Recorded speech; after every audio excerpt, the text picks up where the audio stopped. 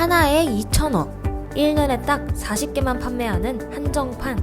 사고 싶어도 살 수가 없어서 우리나라의 최고 재벌 이재용 부회장은 네덜란드까지 달려갔습니다. 이 명품 오브도 명품은 다름이 아니라 반도체 제조용 장비인데요. 뉴스나 기사, 주식 등에서 하루가 멀다 하고 반도체 하며 시끌벅적한데, 아니 세계는 왜 이렇게 반도체에 주목할까요? 사실 반도체는 우리의 모든 생활에 함께하고 있는 공기와도 같다고 할 수 있습니다. 집안에 있는 가전제품부터 지금 이 영상을 보기 위해 집어든 여러분의 에어팟까지 우리가 일상에서 사용하는 대부분의 전자기기에는 반도체가 들어있거든요.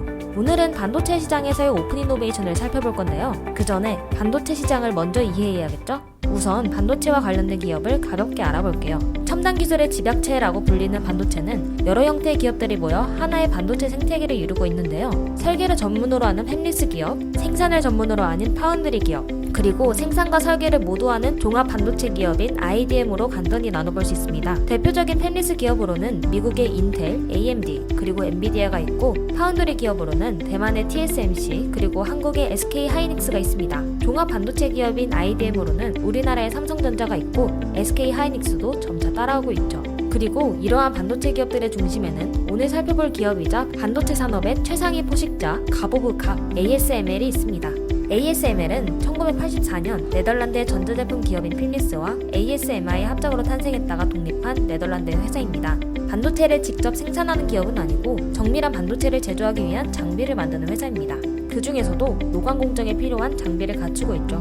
ASML이 1년에 제작할 수 있는 노광 장비는 약 40대 안팎으로 공급이 수요를 따라가지 못하는 상황이라 전 세계 반도체 제조 기업들이 앞다퉈 ASML을 찾고 있죠. 이렇게 ASML을 찾는 이유는 반도체 공정 과정을 살펴보면 더 잘 알 수 있습니다. 반도체는 제작 과정이 매우 정교하고 복잡한데요. 반도체의 8대 공정이라 불리는 웨이퍼, 산화, 노광에서부터 패키징 단계까지 이르는 일련의 과정을 거쳐 반도체가 만들어지게 됩니다. 그리고 이 8개의 공정 중에서도 가장 중요한 부분이 바로 노광 공정이고요. 노광 공정은 사진 찍는 과정과도 비슷하다고 하여 포토 공정이라 불리기도 하는데요. 요즘 유행하고 있는 필름 카메라에 빗대어 간단하게 설명해 볼게요.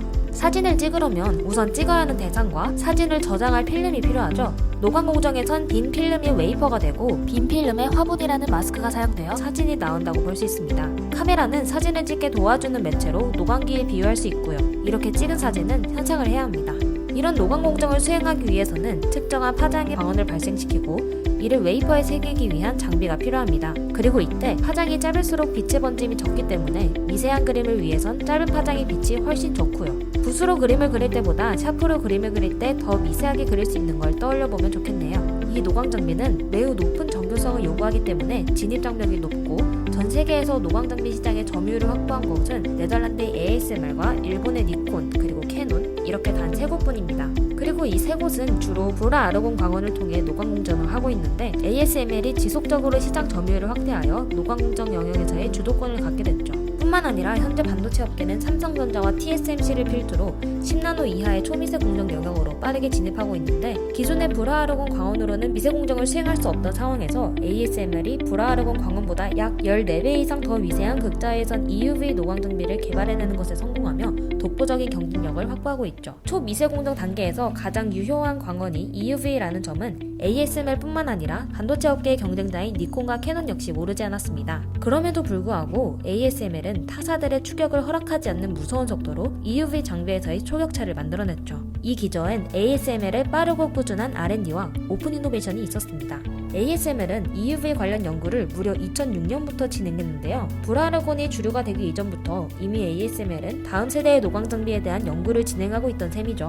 2006년 최초로 개발된 EUV 장비의 생산성은 시장에 출시하기엔 턱없이 부족한 품질이었지만 지속적으로 연구 개발에 매진하며 고도화해 나갔습니다. 이렇게 내부적으로 기술 개발 R&D에 집중하는 동시에 ASML은 활발한 오픈 이노베이션 전략을 펼쳤는데요. 불화 아르곤이 아닌 EUV라는 전혀 다른 광원 영역에 진입하기 위해 미국의 광원 전문 기업인 사이머를 2013년에 인수했고, 2016년엔 렌즈 등 광학 장비 부문의 기술력을 높이기 위해 독일의 자이스의 지분을 대거 확보하는 등 전략적인 관계를 구축해 나갔습니다. 특유의 기업 문화 등으로 인해 외부와의 제휴에 소극적이었던 일본의 경쟁사들과는 달리 ASML은 기술 격차를 더욱 벌리며 앞서 나갈 수 있었던 거죠. 또한 ASML은 노광 장비를 만드는 데 들어가는 모든 부품을 아웃소싱하고 이윤을 극대화하는 방향을 설정했습니다. ASML의 CEO 베닝크는 ASML의 성공 비결을 묻는 첫 질문을 혁신을 아웃소싱한다 라는 말로 정리했는데요. ASML은 제품을 생산하는 데 있어 필요한 부품의 90%를 타 회사에서 사들이고 자체적으로는 전문적인 연구, 개발 등에 매진했습니다. 600여 개의 관련된 공급업체와 함께 장비를 효과적으로 생산해내었는데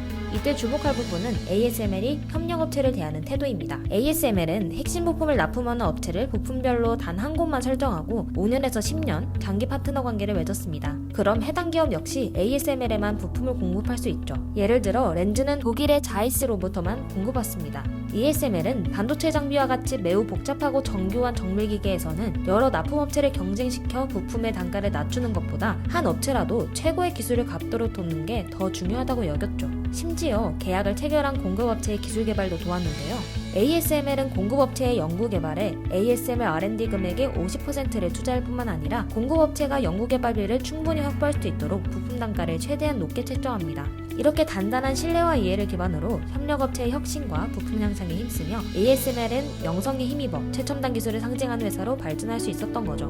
우리가 흔히 알고 있는 오픈 이노베이션을 이룬 기업들의 경우 외부와의 협력과 자원을 통해 R&D 비용을 감소하고 개발 기간을 단축시켜 새로운 비즈니스 모델을 구축하거나 기존 사업을 업그레이드 시키곤 했습니다. 하지만 ASML은 부품과 파생적인 기술을 전부 외부와의 오픈 이노베이션으로 전환하고 모든 사내 역량을 R&D에 쏟아부으며 누구도 흉내내지 못할 독자적인 기술을 확보할 수 있었죠.